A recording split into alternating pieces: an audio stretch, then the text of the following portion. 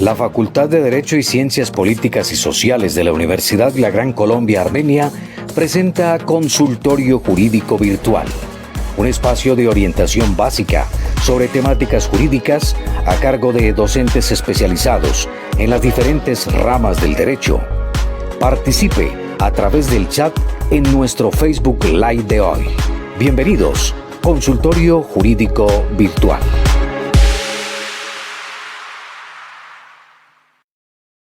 Muy buenas tardes para todos nuestros seguidores en nuestra fanpage de Facebook, @UGC Armenia. Un saludo muy especial para mis invitadas. Hoy, la temática que vamos a abordar en el Consultorio Jurídico Virtual hoy es violencia intrafamiliar y feminicidio. Es un tema, de gran interés, que ha aumentado sus casos, seguramente en esta época de pandemia, de confinamiento, y vamos a hablar de diferentes tópicos de estas dos temáticas específicas en esta emisión de hoy del Consultorio Jurídico Virtual. Vamos a saludar entonces a nuestras invitadas, doctora Ana María Garay Hernández, abogada de la Universidad del Rosario y especialista en Derecho Penal de la Universidad del Rosario y de la Universidad de Salamanca. Doctora Ana María, nuevamente bienvenida y buenas tardes. Buenas tardes, Juan. Buenas tardes a mi compañera de panel, la doctora Estefanía Osorio. Muy contenta y agradecida de estar nuevamente en este espacio que nos brinda la universidad para poder hablarle a la comunidad de estos temas que tanto nos apasionan y que con gusto los estamos asesorando. Gracias. Muy bien, muchas gracias. Saludamos también a la doctora Estefanía Osorio Hernández, especialista en Derecho Penal de la Universidad Pontificia Bolivariana y cursa especialización en Teoría del Delito de la Universidad del Rosario en Argentina. Además es abogada gran colombiana y las dos, la doctora Ana María y la doctora Estefanía, son docentes de la Facultad de Derecho y Ciencias Políticas y Sociales, por supuesto, de la Universidad La Gran Colombia en Armenia. Muy bien, sigamos entonces con esta cuarta emisión. Esta es cuarta emisión ya, ¿no? Cuarta emisión ya del Consultorio Jurídico Virtual. Me viene comentando la doctora Angelita, directora del Consultorio Jurídico, que cada vez aumenta más el número de personas que preguntan por la emisión ya tradicional y característica de los jueves a las 3 de la tarde. Muy bien, la temática de hoy, como habíamos anunciado, violencia intrafamiliar y feminicidio. Arranquemos entonces haciendo una contextualización sobre cada uno de estos conceptos, porque recuerden que no solamente aquí entra gente muy versada en el tema legal, en todos estos campos, sino también gente de la comunidad, gente común y corriente con la cual hay que hacer didáctica, hay que hacer pedagogía. Bueno, doctora Ana María, empecemos hablando sobre a qué se refiere el concepto de violencia intrafamiliar. Bienvenida nuevamente. Bueno, la violencia intrafamiliar es un delito o una conducta que se encuentra establecida en nuestro Código Penal, en nuestro ordenamiento penal, como delito, ¿sí? Y el artículo 229 del Código Penal establece que quien maltrate física o psicológicamente a cualquier miembro de su núcleo familiar incurrirá siempre que la conducta no constituya un delito sancionado con pena mayor de prisión en prisión de 4 a 8 años. La violencia intrafamiliar es ese concepto de agredir a una persona que hace parte de su grupo o de su núcleo familiar. ¿Qué pasa con el contexto en el que se ha desenvuelto o por qué existe la violencia intrafamiliar? La violencia intrafamiliar tiene sus antecedentes, ¿cierto?, en esas costumbres tan arraigadas del machismo en el que nosotros vivíamos en las últimas décadas y que todavía en este momento se alcanza a vislumbrar en ciertos sectores de la población, por no decir que en todos. ¿Sí? Entonces, ese tema del machismo, de la posición dominante del hombre dentro del hogar o hacia la relación que tuviera con una mujer o su familia, pues se derivaban ciertas situaciones de agresión que en principio los estados las veían como normales por la misma cultura en la que nos desenvolvíamos. ¿Listo?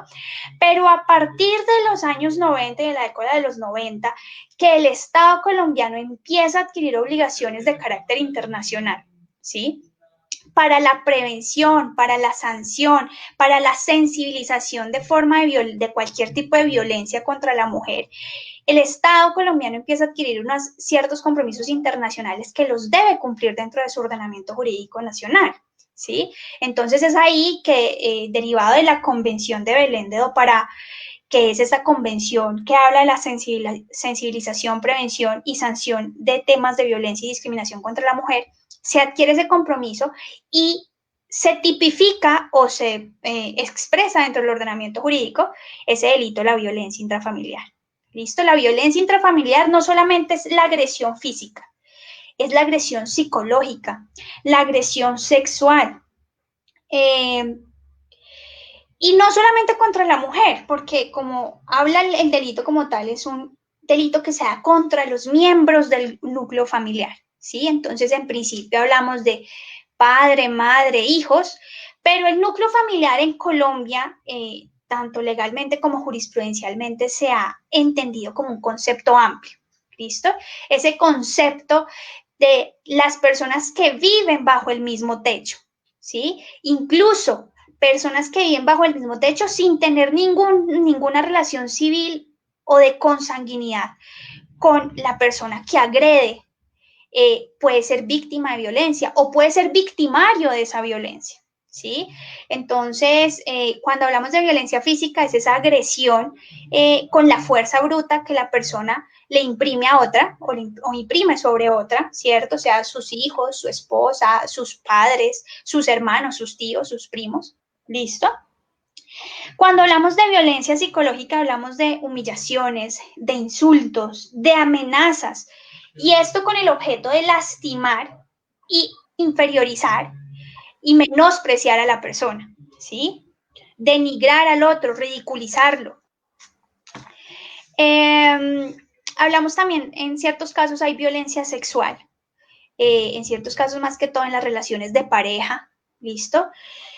Y no podemos dejar de lado la violencia económica. La violencia económica existe y la violencia económica también es violencia intrafamiliar. ¿Listo? Entonces, cuando una persona, por ejemplo, no puede disponer de su dinero o cuando depende económicamente del otro para poder sostenerse y sobrevivir, no solamente ella, sino las personas que dependen de la misma, pues está, y hay cierta presión sobre esos temas económicos, financieros del hogar, esa violencia también se ejerce, ¿listo? También se encuadra dentro de este delito que en los últimos días, por el tema de la pandemia, es posible que se haya aumentado y sí hay estadísticas en donde se informa, digamos, por parte de la Vicepresidencia de la República, que las denuncias por el delito de violencia intrafamiliar han aumentado de manera significativa en estos meses de cuarentena. ¿Quién determina, doctora Ana María, en qué momento digámoslo así, en términos coloquiales, se castiga o no una violencia a nivel de una familia, a nivel intrafamiliar? ¿En qué momento usted va para cárcel porque es que mire el golpe que le dio a este en el ojo, vea cómo lo tiene morado? ¿De qué depende o qué criterios se dan para que a una persona le hagan un castigo, o lo castiguen, pues, o lo metan a la cárcel o le cobran indemnización? ¿De quién depende de eso y cuál es como el criterio para definir eso? En principio, depende de la víctima. La víctima es quien decide denunciar la agresión, sea psicológica o sea física, ¿sí? Es la misma víctima la que decide. O sea, digamos, el primer momento de la violencia, en el momento que la víctima decide denunciar, ya cuando se abre un proceso, lo puede ser o ante la comisaría de familia o ante la fiscalía directamente, ¿sí?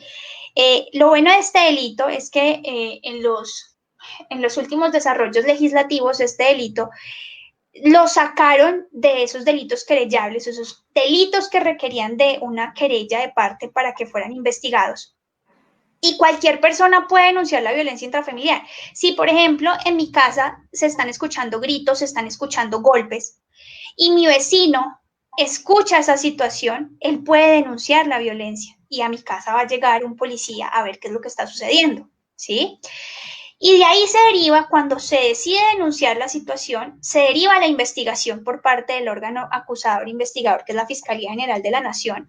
Y si la Fiscalía encuentra el mérito y encuentra los elementos materiales probatorios para poder acusar al victimario o al sujeto de la conducta por ese delito, pues va a llevarlo ante un juez de conocimiento, y es durante la etapa procesal y posteriormente durante el juicio oral que se determina si efectivamente hay una responsabilidad por el delito de inasistencia alimentaria, y el juez de conocimiento será quien profiera una sentencia de carácter condenatorio contra la persona que agredió física o psicológicamente al miembro de su hogar, sea su pareja, sus hijos, sus abuelos, sus tíos. Muy bien. El otro tema que hace parte obviamente de este gran bloque temático que estamos abordando hoy, que es el feminicidio. ¿A qué se refiere este concepto? ¿Cómo se origina este concepto? Doctora Estefanía, bienvenida nuevamente. Muchas gracias. Hola, un saludo cordial para todos y todas. Es para mí de verdad un honor estar en el consultorio jurídico de mi universidad. Bueno, específicamente el feminicidio tiene una historia, ¿no? Y ha ahondado a raíz de toda esa situación de la violencia contra la mujer. Pero en primera medida, para entrar en materia y contextualizar un poco, él empezó hablándose de femicidio, y que a mediados del siglo XX, y bueno, para traducirlo femicidio se decía femicide, ¿no? Por movimientos de mujeres con la finalidad de darle nombre a lo que no había sido nombrado, hacer visible todo aquello que estuvo oculto por la sociedad, por lo que el concepto surge como un fin político, ¿no? Para revelar el sexismo de los crímenes que quedaban en la oscuridad cuando hablamos solo de homicidio. Ahí empezamos a hablar un poquito de esa diferencia. Por allá a finales de los 70, Diana Rochelle, ante el Tribunal Internacional de Guerra contra Mujeres en Bruselas, manifiesta que se debe tener presente que los homicidios contra mujeres son femicidios. Recordemos que la primera voz o vocablo que se dio sobre este delito fue femicidio. Y ella hace alusión pues a que era necesario reconocer esa política sexual de matar, incluso desde épocas antiquísimas, ¿no? Desde la quema de brujas, o incluso cuando se mataban a las mujeres por el honor. No, me engañó, la voy a matar por mi honor. Esto manifiesta que no es nuevo. Los delitos contra la mujer o la violencia contra la mujer no es nuevo, viene de épocas atrás, mucho más atrás, inmemoriales, como lo decía la doctora Ana María, y esto rodea, y eso no le daban visión porque solo acontecía para mujeres, y no le habían dado un nombre, no le habían dado una luz, no le habían mostrado al mundo que esto estaba ocurriendo, porque lo habían normalizado que la mujer se quedara en la casa, habían normalizado de que la mujer solamente era una fábrica de bebés, lo habían normalizado a que la mujer no podía estudiar.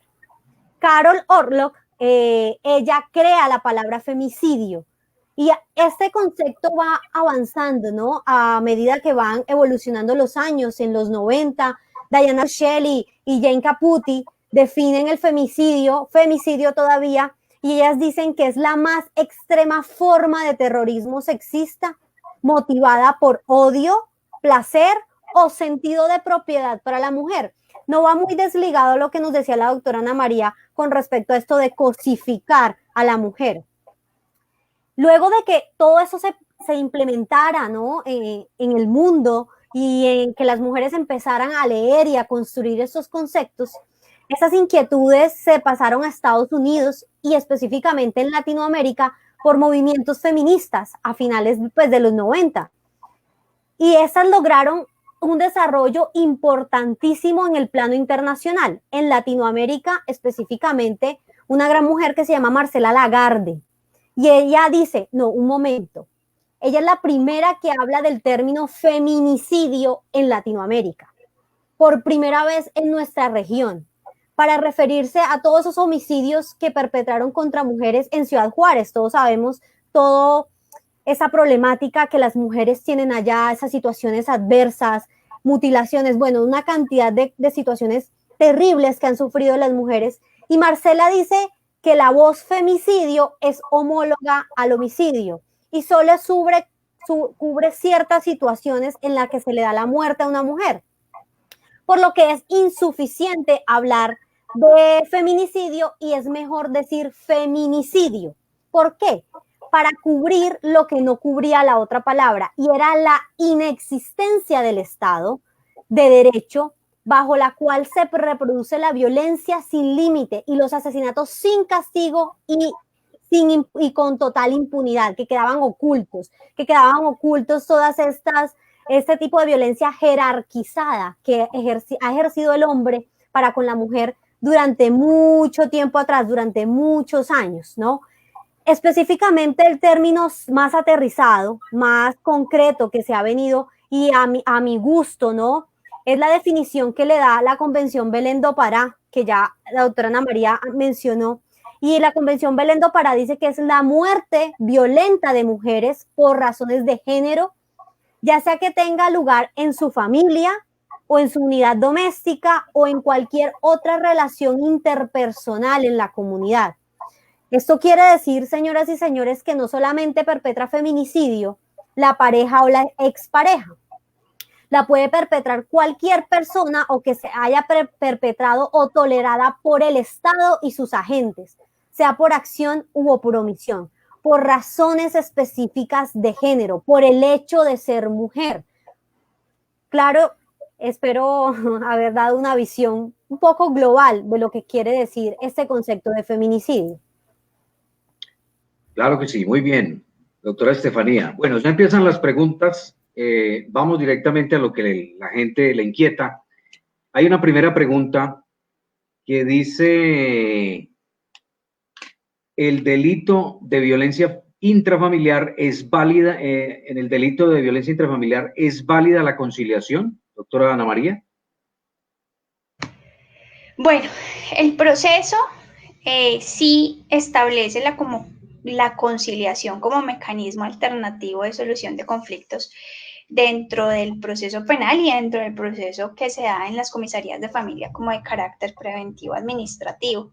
Sí se da la conciliación y la permiten y citan tanto a la parte agresora como a la víctima para que concilien sobre lo que sucedió, pero ya es decisión de cada una de las partes si concilia o no, es decisión de la víctima si concilia. Una gran crítica que se le hace a esta conciliación en este tipo de procesos es que se deja también a la víctima a merced de la posición de autoridad o de dominio que tiene el victimario sobre esta, ¿no? Entonces, realmente no hay una igualdad para llegar a una conciliación en esos términos. Entonces, es una gran crítica que se le hace a este tipo de mecanismos para este tipo de delitos porque realmente no previenen violencias mucho más graves que se pueden dar a futuro, como lo puede llegar a ser un feminicidio, porque la violencia intrafamiliar es claramente la antesala a ese delito del que está hablando la doctora Estefanía, que es el feminicidio. ¿Qué pasa cuando alguien mata a su agresor en ese contexto de violencia intrafamiliar? Ok, cuando hay bueno, aquí puede suceder algo si se está generando como tal la agresión y la agresión es actual y es inminente, o sea, si en el momento en que a mí, ejemplo, mi esposo me está agrediendo, ¿cierto? Y yo saco y alcanzo un florero y se lo pongo en la cabeza y le pego en la cabeza y lo mato, ¿sí? Entonces, ¿qué podría llegar a suceder ahí? Una aplicación de una posible causal de justificación de la conducta que sería la legítima defensa. ¿Sí? Pero para que se establezca la legítima defensa como causal de justificación y esta sea y llegue a ser ausencia, tener una incidencia o con consecuencia o efecto de ausencia de responsabilidad penal, la agresión tiene que ser actual e inminente. Eso quiere decir que yo me estoy defendiendo en ese momento de la misma agresión que me están generando sobre mi integridad personal, ¿sí? Diferente es que yo haya recibido unos golpes 2 días antes, esté muy maltratada y veo a mi esposo en la cocina y voy y le tiro el florero encima, ¿sí? Ya eso ya es diferente y muere a causa de ese golpe. Ya ahí no habría una legítima defensa, porque no me estoy defendiendo de una agresión actual e inminente, ¿sí? Podríamos hablar de un estado de ira, intenso dolor, ¿cierto, doctora Estefanía? Puede ser. lo veo muy premeditado, ¿no? Y por allá hay un libro muy interesante de la doctora María Camila Correa, de su universidad, doctora, la de Rosario, que habla muerte al tirano, ¿no? Y son esas consecuencias de mujeres que han sufrido por mucho tiempo. Obviamente es un atenuante, ¿no? No es que no es que no reciba alguna pena la mujer, pero eso digamos que disminuye la pena. Y por allá ese libro dice que fueron mujeres agredidas constantemente por sus parejas y que una vez se cansaron y tomaron valor y el hombre estaba muerto y lo matan. Pero eso ya es otro contexto, ¿no? Eso ya sería ahondar en otras aguas más tenebrosas y que se le conoce como muerte al tirano. Sí, y es posible que eso suceda, porque hay también mujeres que llevan tantos años y viviendo en un contexto de violencia doméstica fuerte, grave, no solamente de trato, sino de violencia física y violencia sexual, que un día se cansan y dicen no más, y además ha acudido a la justicia y la justicia no le ha ayudado, entonces ya no más, yo voy a hacer lo que creo que está bien para protegerme a mí, para proteger a mis hijos, y van y finalizan y acaban con la vida del victimario. Ahí lo que habla Estefanía, o sea, no podemos hablar de una ausencia de responsabilidad, pero sí habría un atenuante, yo creo que por una causal de una ira o intenso dolor que lo expresa el código como un atenuante de ese tipo de conductas. Doctora Estefanía, hay una pregunta. Daniela Ordóñez, ¿cómo diferenciar cuando se encuentra ante un delito de homicidio de una mujer o ante un feminicidio? Bueno, esta pregunta me gusta mucho. Muchas gracias, Daniela. En primera medida, hay que mirar los elementos del uno y del otro.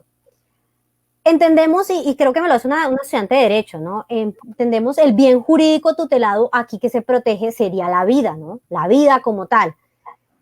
No entender la vida como la entendemos en el delito del homicidio, que es biológicamente, cegó la vida y biológicamente murió. No, aquí hay que mirarla desde varias aristas, desde varios aspectos. Primero, hay que mirar desde la dignidad humana.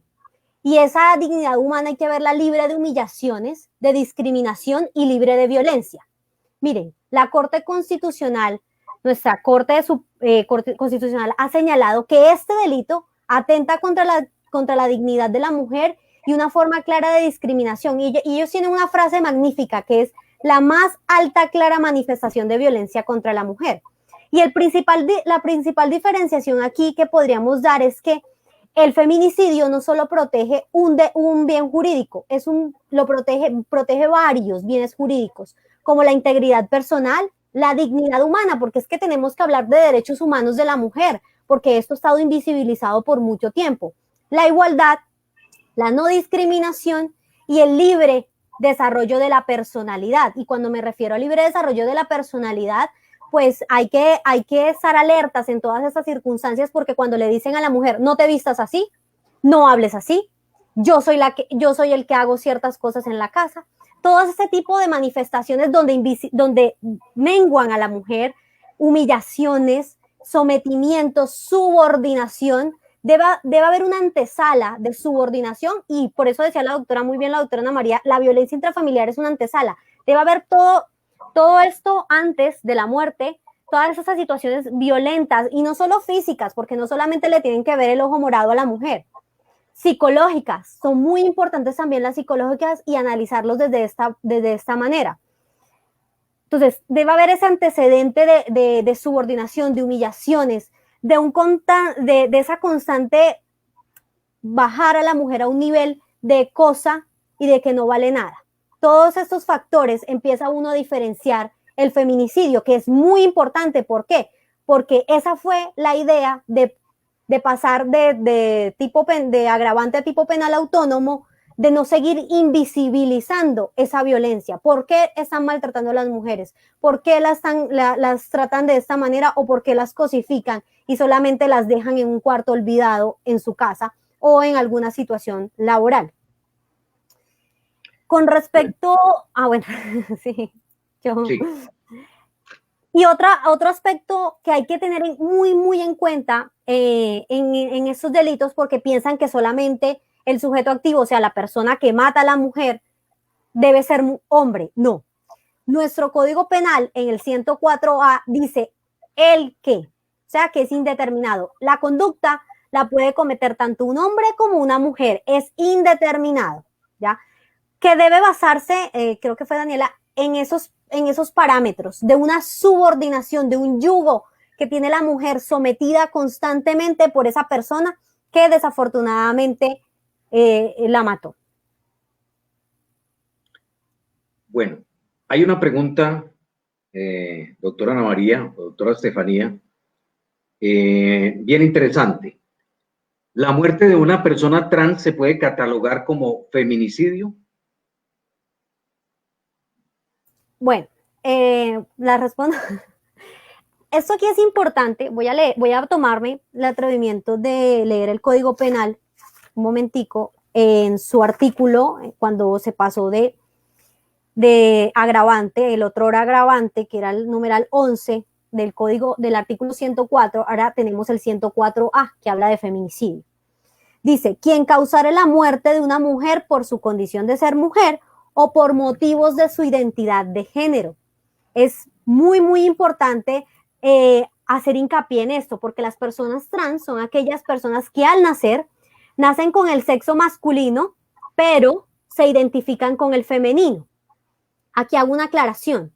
La persona que perpetra el feminicidio contra las personas trans debe aceptar de que es un elemento muy subjetivo, debe aceptar de que ella es una mujer, no la está matando por ser trans, sino que la debe reconocer porque miren que nos dice específicamente por su condición de ser mujer, entonces la debe reconocer por ser mujer y obviamente por esta condición que como tal ella se identifica, ¿no? Él reconoce, el agresor reconoce de que ella es una mujer. Pero sí, las personas trans contra ellas sí se puede hablar o decir que se está perpetrando un feminicidio, pero en esas circunstancias que he dicho constantemente bajo la subordinación. Esto es claro, la subordinación y el sometimiento. Y que el agresor la debe reconocer como mujer. Doctora Ana María, ¿quiere agregar algo frente a este tema? No, es realmente darle fuerza a lo que dice la doctora Estefanía sobre ese tema de reconocer la condición de mujer de la persona trans, ¿sí? Entonces, no, nací como hombre, ¿cierto? Pero no me identifico con esa situación, yo me identifico con el ser mujer, ¿cierto? Y la persona que la mata, ¿cierto? Que acaba con su vida, tiene que reconocer esa condición de ser mujer y además matarla por esa condición, ¿sí? No simplemente porque es trans y por ejemplo, hay una persona que es homofóbica y decide matarla porque es trans. No, es por la misma condición que se identifica a esa persona, que acaban con su vida. O sea, esa es la razón. Y ese tema de la discriminación y el tema de la cosificación y sumisión de esa persona a la otra. ¿Listo? Bien. Otra pregunta. Nicolás Pérez. ¿Creen ustedes que la pésima calidad de educación y cultura en el país sea un factor por el cual año a año se disparan estos casos de violencia? Doctora Ana María. Bueno, yo sí creo que hay una falta de políticas públicas para la prevención de la comisión de delitos. O sea, nuestra política criminal no se puede quedar solamente en el aumento de penas para poder disuadir a las personas de que cometan delitos. Realmente eso no es efectivo, no es eficaz, porque vemos que las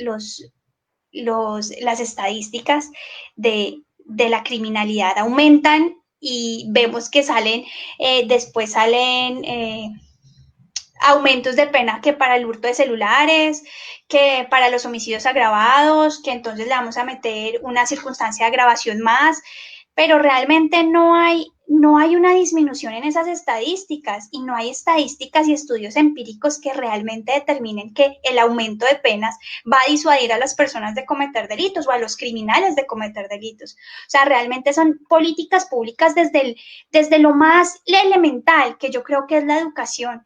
Educar a los jóvenes, educar a los niños desde la primera infancia y generarles oportunidades diferentes al delito, porque esto es lo que sucede en nuestros países, que no encuentran una alternativa diferente, ¿sí? Sí cambiarían la situación, esas políticas públicas desde lo más elemental, es necesario para estados como los de nosotros. Claramente, pues en algunos casos es imposible que el Estado aborde todas estas problemáticas, pero sí generando, yo creo que unas políticas desde la educación, políticas públicas desde la educación para la primera infancia y los adolescentes, podrían llegar a incidir favorablemente y positivamente en la disminución de tasas de criminalidad. Yo añadiría pues algo específicamente en todo esto. También las políticas públicas son muy importantes, demasiado importantes. También la educación no formal, la de la casa. También es muy fundamental educar a nuestros niños y niñas a todo esto de que no generar violencia. Hay una frase que a mí me gusta mucho del doctor Zaffaroni. Él dice, cuando llega el derecho penal, llegamos a recoger cadáveres o a recoger mujeres agredidas. Lo que hay aquí es que mirar y verificar qué está pasando, crear cultura, ¿no? En todos esos aspectos para ver y modificar todo nuestro pensamiento, porque es un cambio cultural que debemos hacer. Porque todavía se asombran de que hay mujeres en ciertos lugares, en ciertas circunstancias, en ciertos trabajos, o porque hay mujeres, en nuestro caso Ana María y yo sé que lo hemos sufrido porque hay mujeres penalistas, si esto solamente es para hombres, porque a mí me ha pasado, yo creo que a Ana María también le ha pasado. Entonces es un cambio cultural que debemos hacer para que nuestros niños y niñas olviden todo este tipo de violencias, porque el incremento de penas jamás será la solución. Y si no estoy mal, eso se habla desde Becaría, hace 200 y pico de años estamos hablando de esto, de que el incremento de penas, de que sea el poder punitivo no hace nada. Lo que de verdad se debe preocupar el Estado y nuestras familias es en educar y culturizar a nuestros niños y niñas. Pregunta, doctora Estefanía. Gustavo Andrade, en materia probatoria, ¿cómo establecer que ese homicidio, en el caso de los trans, se da por su identidad sexual? Es que eso era lo que yo quiero dar a entender y que se enfatice, estimado Gustavo, es que lo debe el agresor, y eso es algo muy subjetivo y extremadamente probatorio, y aquí me podría durar toda la tarde hablando de ese tema probatorio, pero él lo debe reconocer a la persona trans como mujer. No la debe estar matando por trans, porque ahí sería otro, y ahí nos iríamos al homicidio agravado, porque aquí en Colombia, por fortuna, no hay transfemicidio y esas situaciones, porque otro artículo no cabe más en el Código Penal, ¿no? Ya sería otra situación. Aquí lo que él la debe reconocer como mujer, la está matando por el hecho de ser mujer. Y después una explicación más probatoria, porque me demoraría toda la tarde hablando de ese sistema y ese aspecto subjetivo, y aquí hay personas que no son abogados, y no me quiero meter en eso, pero lo que nos debemos llevar es que ese sujeto activo o ese agresor la haya reconocido. Ella no la está matando por el hecho de ser trans. No, la está matando por ser mujer. Eso es clave ahí, esa es la situación más importante. Desarrollo jurisprudencial no hay. Es un tipo penal de 2015, muy nuevo. Entonces, solamente hay un desarrollo jurisprudencial, ocurrió en Medellín, pero fue con una mujer, con su pareja, y llegó a la corte solamente por el hecho de crear jurisprudencia, porque como lo digo otra vez, esto ha estado en lo oculto, nadie ha querido hablar de esto, porque no sé, le tienen como escozor este tipo de temas, pero desafortunadamente desarrollo jurisprudencial hasta el momento no hay, es muy difícil. Solo ha ocurrido en ciertos sectores, creo que en Chile, pero pues para trasladarlo acá a nuestro sistema es muy diferente. Muy bien. Doctora Ana María, una pregunta específica. ¿Ante quién o qué entidad puede acudir una persona que es víctima de violencia intrafamiliar? Y si es un hecho recurrente, ¿qué herramientas jurídicas se tienen para que las autoridades brinden el acompañamiento y la protección necesaria?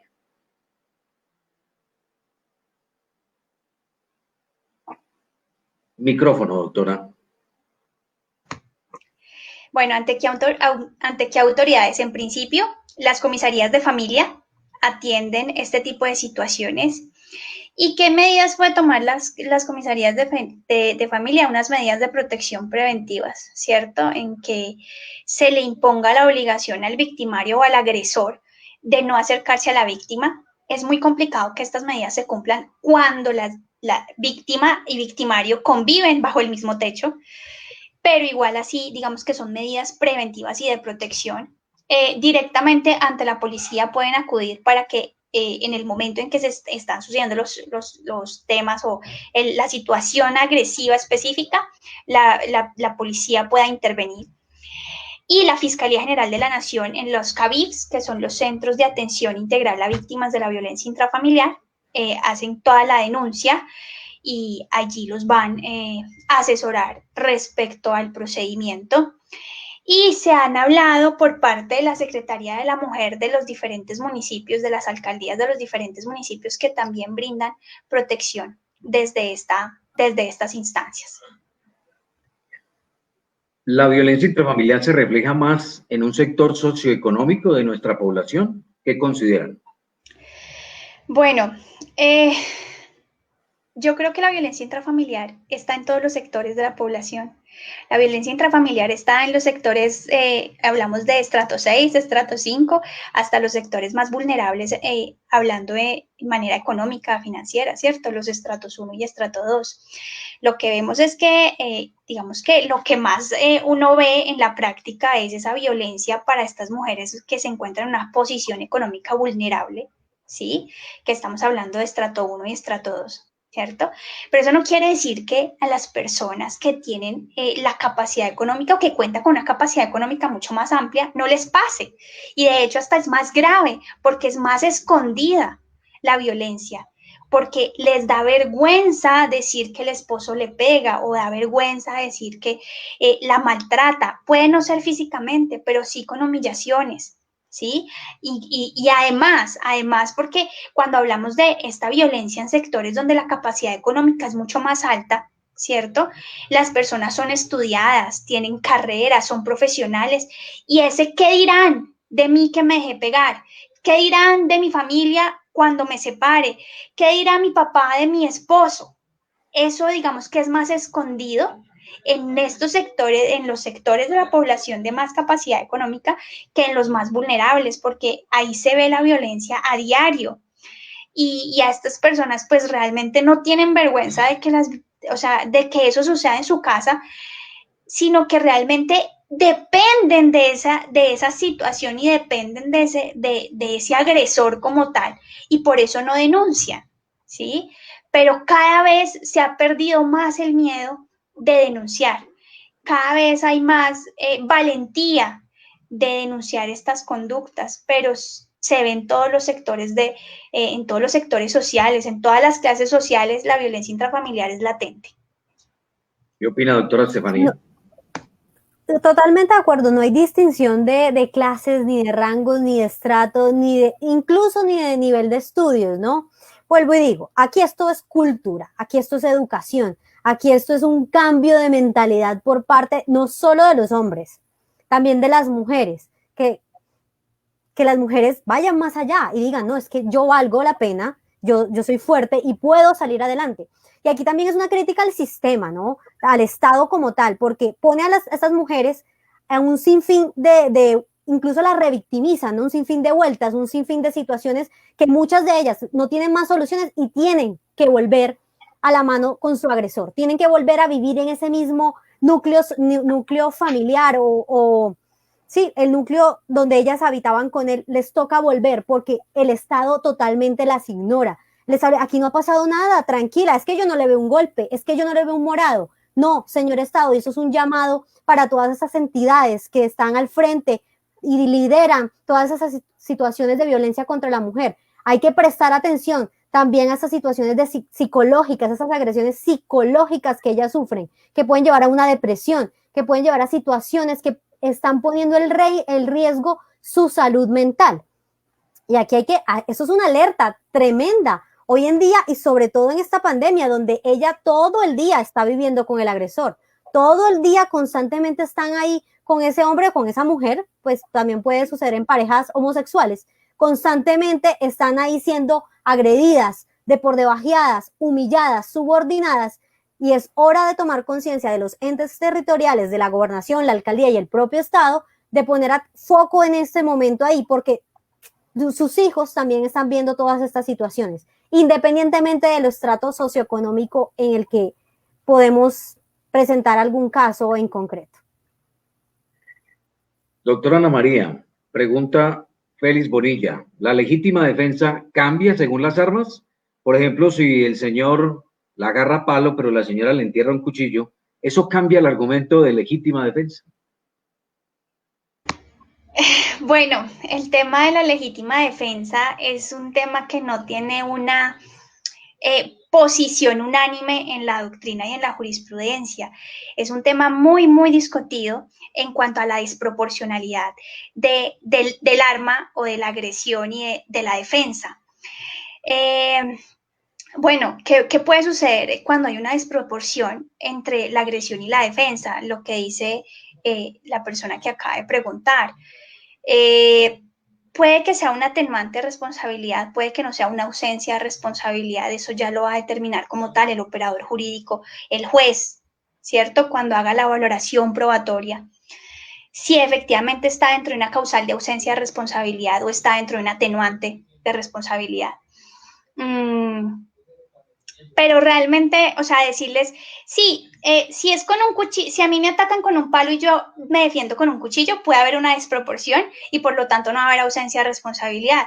Pero pues yo tampoco puedo decirles aquí, eso tiene que ver y depende de la situación específica y también del contexto de violencia, hablando de la violencia intrafamiliar específicamente, que es el tema que nos acoge el día de hoy, el contexto de la violencia que se vive. Y si esa desproporción en el arma, esa desproporción entre la agresión y la defensa podría llegar a ser una causal de justificación y ausencia de responsabilidad, como una legítima defensa sin ningún tipo de desproporción, y podríamos hablar de una proporción entre una y otra teniendo en cuenta el contexto de violencia en el que se da la situación.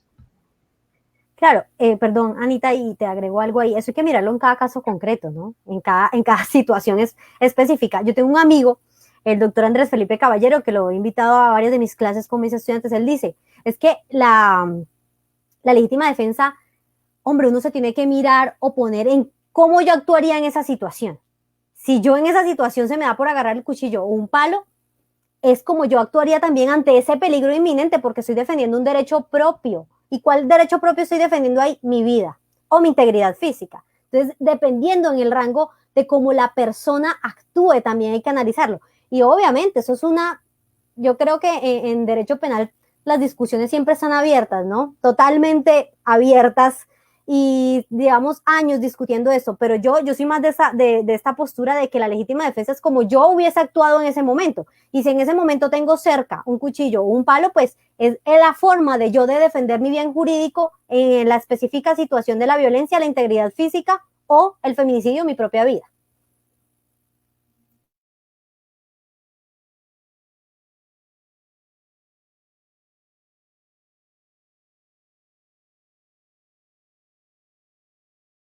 Creo que se te silenció el micrófono, Juan. Hay otra pregunta muy interesante y habla de si la violencia intrafamiliar solo aplica para, digamos, para el núcleo familiar, la pareja, cuando están en su relación actual, o aplica posmatrimonio.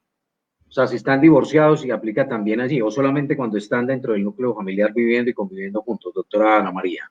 Bueno, principalmente es el núcleo familiar como tal, o sea, las personas que viven bajo el mismo techo. Pero respecto a esas situaciones conflictivas y problemáticas de las parejas o exparejas, también se deriva la violencia intrafamiliar porque tienen ese lazo de familiaridad. Y el tema del contexto de violencia se reitera desde la convivencia en específico y se desarrolla durante la separación. Y estos temas de violencia intrafamiliar, de cuando ya las parejas pues logran separarse y vivían dentro de estos contextos de violencia doméstica, generalmente tienen finales tristes porque son esas parejas que termina alguno de los dos, pues terminan en feminicidio. Son realmente los casos que más se ven en esas parejas que se disuelven y que uno es celoso y que no te voy a ver con nadie más y que tú no puedes estar con nadie más y llega toda esa situación de violencia desde el contexto mismo de la unidad doméstica y cuando se separan, pues claramente sigue ese contexto y se presenta el delito de violencia intrafamiliar entre estas dos personas, si se dan las agresiones tanto físicas como psicológicas. Omar Morales Agudelo dice, ¿cómo se puede dar una confianza para que las personas víctimas de este denuncien y no les dé miedo por tanta impunidad en estos casos y posterior represalias de su pareja? Bueno, no es fácil decirlo, porque realmente hay muchas falencias en cuanto a los tiempos que se toman los procesos y las medidas de protección y las medidas preventivas a veces no son las suficientes para que la persona pueda sentirse protegida por parte de las autoridades, ¿sí? Pero el tema es que cuando denunciamos y nos mantenemos en la posición de no acabar con el proceso, de seguir adelante, pues eso ya nos está dando fuerza para que efectivamente se den esas pautas necesarias, tanto probatoriamente como fácticamente, y se pueda llegar a condenar a esta persona por este delito. Por eso es importante, te agrego a doctora Ana María, el acompañamiento. Y el acompañamiento no solamente es decir, bueno, llene esta fórmula, nos vemos en la audiencia, no. El Estado debe acompañar psicológicamente, con asesores, trabajadores sociales, psicólogos, incluso psiquiatras, personas expertas. ¿Por qué? Hombre, porque esa mujer o esa persona que fue agredida la violentó a alguien en el que ella confiaba, en el que ella amaba, y no es fácil. Por lo general no hacen la denuncia y también un apoyo familiar. Todo ese contexto debe estar la familia envolviendo a la persona. Y hay algo que tener en cuenta, y que esto es desarrollo jurisprudencial por parte de la Corte Suprema de Justicia, y hay que, los hombres, y tanto los hombres como las mujeres deben concientizar en esto, que no es una historia de amor. Esto no es ninguna historia de amor. La violencia no es una historia de amor, sino un sometimiento por parte, sea de la mujer al hombre o del hombre a la mujer, que la considera subordinada y se resiste a ese acto civilizado de entender que la debe dejar en paz, porque esta persona ya no quiere, y elige ejecutar el acto más contundente de despotismo, que es o agredirla o matarla. Entonces esos son aspectos que hay que mirarlo desde un contexto, de un plano más interno y psicológico, y con el apoyo, siempre el apoyo estatal debe estar ahí, que hoy en día están como dormidos, pero es hora que vuelvo y digo, señores del Estado, señores de los entes territoriales, reaccionen, porque de verdad hay violencia en los hogares colombianos. Sí, ¿qué es lo que pasa en ese sentido? Y es un tema de ciclos nocivos, ¿sí? La violencia intrafamiliar son ciclos nocivos en que se da una situación conflictiva, me agrede, ¿sí? Al día siguiente me trae un ramo de flores, me regala un dulce, un chocolate, y yo como víctima termino echándome la culpa del golpe. Y se da un ciclo en el que entra, y un ciclo tan complicado que sin el acompañamiento psiquiátrico y psicológico y de trabajadores sociales es muy complicado salir de ahí. Entonces, la persona y la víctima que tiene la valentía de denunciar tiene que tener un acompañamiento integral por parte del Estado. Las comisarías de familia a veces lo prestan, no siempre, por la misma respuesta y los mismos recursos tan limitados con los que cuentan tanto la Fiscalía en ese sentido y las comisarías, porque no dan abasto con la cantidad de casos que se están presentando, y más ahorita en estos últimos meses de cuarentena. Una pregunta de Alexander Hurtado. ¿Existe algún centro de atención o hogar de paso contra las personas que denuncian violencia intrafamiliar mientras termina el peligro? Bueno, la Consejería para la Mujer, si no estoy mal, de la Vicepresidencia de la República, y de acuerdo y con sincronización de las secretarías de la mujer, de las alcaldías y de las gobernaciones, tienen y han establecido algunas cosas que se llaman como hogares de paso o casas refugio, ¿sí? Por lo tanto, en estas situaciones, cuando es necesario sacar a la víctima del sitio donde se encuentra también su victimario, es necesario solicitar el apoyo de estas secretarías para poder integrar a la mujer o llevarla con sus hijos, en caso de que tenga hijos, a estas casas de refugio, a estos hogares de paso. Y desafortunadamente están llenas, porque tuvo un caso en que yo era representante de víctimas y la mujer la devolvieron para casa de su agresor. Entonces hay que, vuelvo y digo, ampliar todo este concepto y mirar que la solución no está en la academia, la solución está en los entes territoriales y son mandatos constitucionales, porque bien constitucionales e internacionales, ¿no, Ana María? De la Convención de Belém do Pará y todas estas situaciones de que hay que abrir esos espacios para las mujeres, protegerlas constantemente.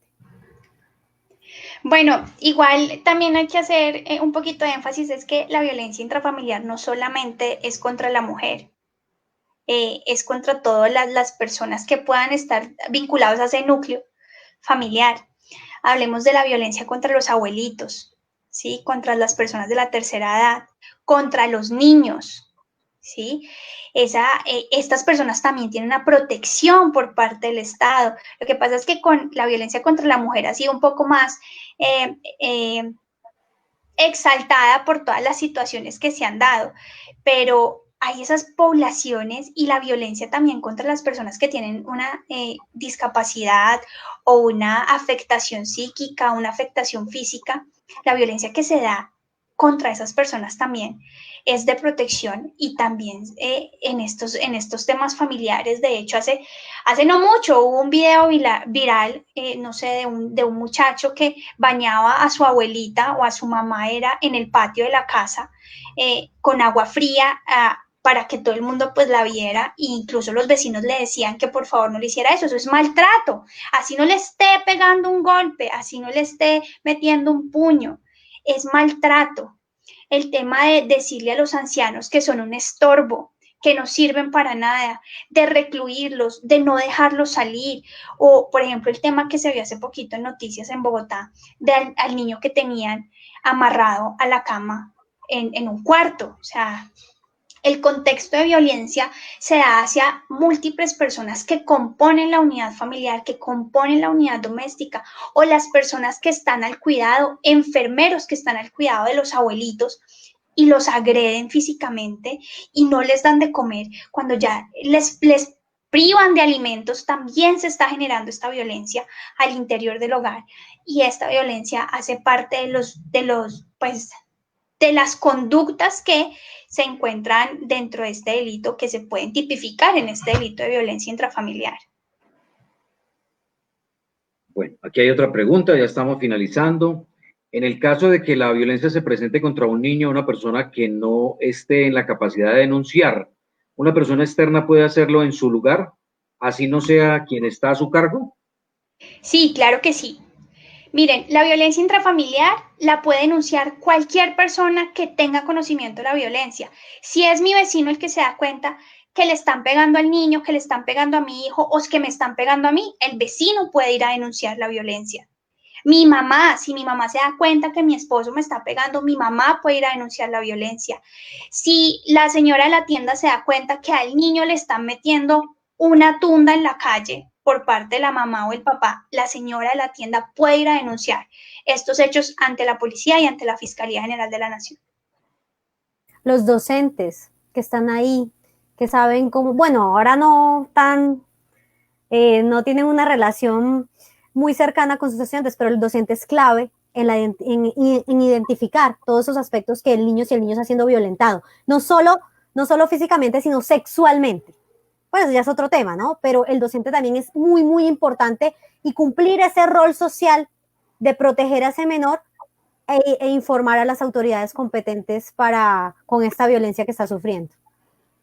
Doctora Estefanía, doctora Ana María, estos casos de violencia intrafamiliar pueden ser tratados en el consultorio jurídico a través de los estudiantes en sus prácticas apoyados por docentes, ¿y hasta qué punto llega este proceso? Bueno, sí, en el consultorio jurídico los estudiantes tienen la competencia de llevar estos procesos como representantes de víctimas, desde siempre y cuando la fiscalía nos oficie o haga la solicitud respectiva al consultorio jurídico para el acompañamiento en estos casos. Hay un tema, y es que si las víctimas de este delito son menores de edad, los que entran a conocer de esta representación son los abogados de la Defensoría de Familia, de acuerdo a las normas del Código de Infancia y Adolescencia. Pero si las víctimas de violencia es una mujer mayor de edad, una persona de la tercera edad, que se encuentre vinculada pues a la unidad doméstica o al núcleo familiar, pues claramente los estudiantes de consultorio jurídico pueden tomar la representación. ¿Qué dice la doctora Estefanía? ¿Todo bien? Totalmente de acuerdo. Sí, de conformidad al código, aquí estamos hablando netamente de un aspecto procesal, los estudiantes lo pueden conocer, eso sí, siempre y cuando la fiscalía oficie, ¿no? Bueno, y esta pregunta que me parece muy buena para cerrar esta emisión de hoy del consultorio jurídico virtual. ¿Actualmente existen políticas de prevención?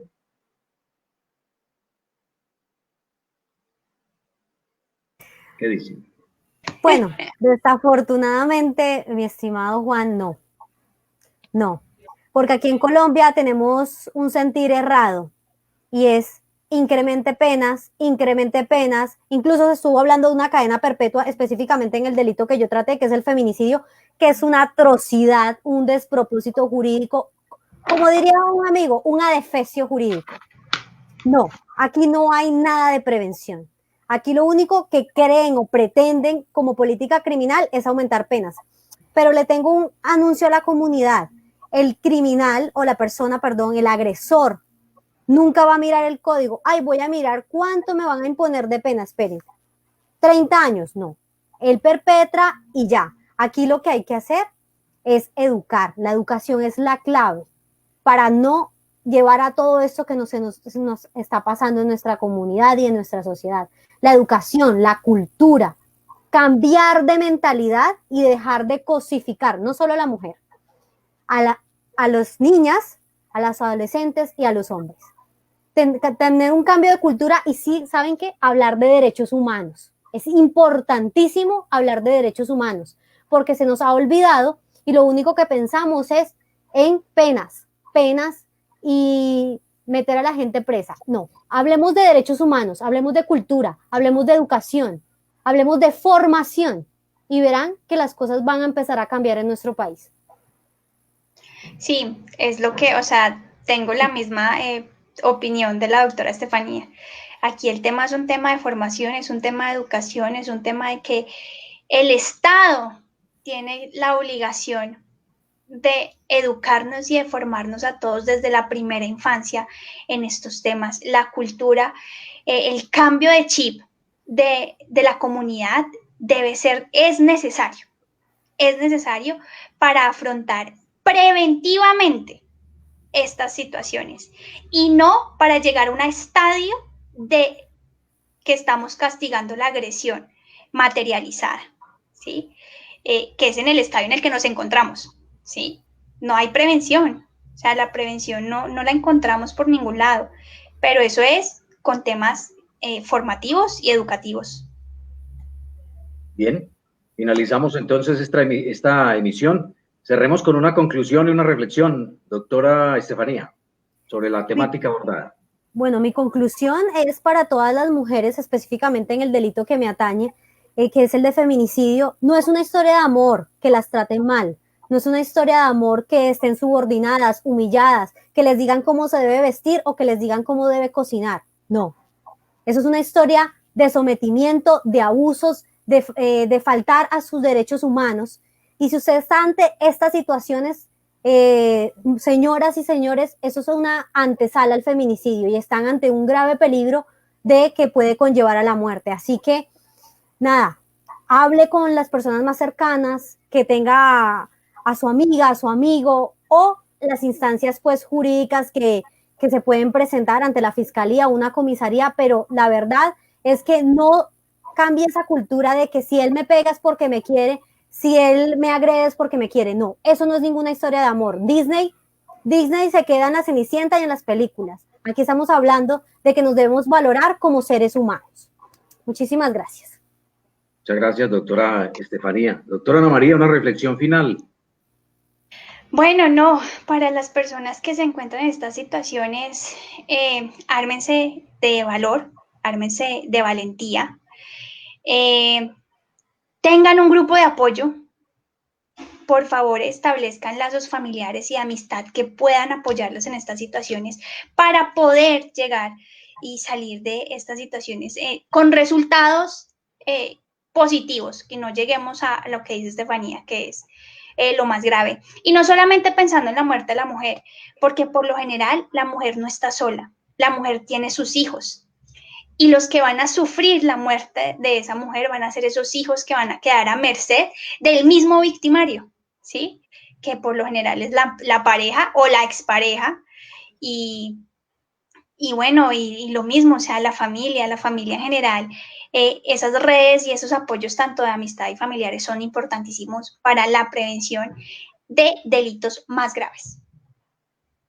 Muy bien, es la doctora Ana María Garay Hernández, abogada de la Universidad del Rosario, especialista en Derecho Penal de la Universidad del Rosario y de la Universidad de Salamanca, y la doctora Estefanía Osorio Hernández, especialista en Derecho Penal de la Universidad Pontificia Bolivariana y cursa de especialización en Teoría del Delito de la Universidad del Rosario en Argentina. Ambas docentes, por supuesto, de la Facultad de Derecho y Ciencias Políticas de la Universidad La Gran Colombia en Armenia. Excelente tema, muy buenos comentarios. Aquí no hacen sino decir todos, excelente, gracias por el espacio, muchísimas gracias, excelente intervención, gracias por ese tema importante para mí y para mi familia. Estoy de acuerdo con las doctoras. Bueno, en fin, muy buenos comentarios, buenos resultados y muchas personas conectadas. Así que cada 8 días nos tendrán acá con invitados muy especiales, especialistas en cada materia, en el marco de esta propuesta pedagógica y académica de la Facultad de Derecho y Ciencias Políticas y Sociales de la Universidad La Gran Colombia en Armenia, el consultorio jurídico radial. Doctoras, muchas gracias por estar con nosotros hoy. A ustedes muchas gracias. Chao, chao y una feliz tarde para todos. Recuerden, Universidad La Gran Colombia, una experiencia de vida. Cerramos por hoy Consultorio Jurídico Virtual. Gracias por conectarse con nosotros y nos encontramos en una nueva oportunidad. Universidad La Gran Colombia, una experiencia de vida.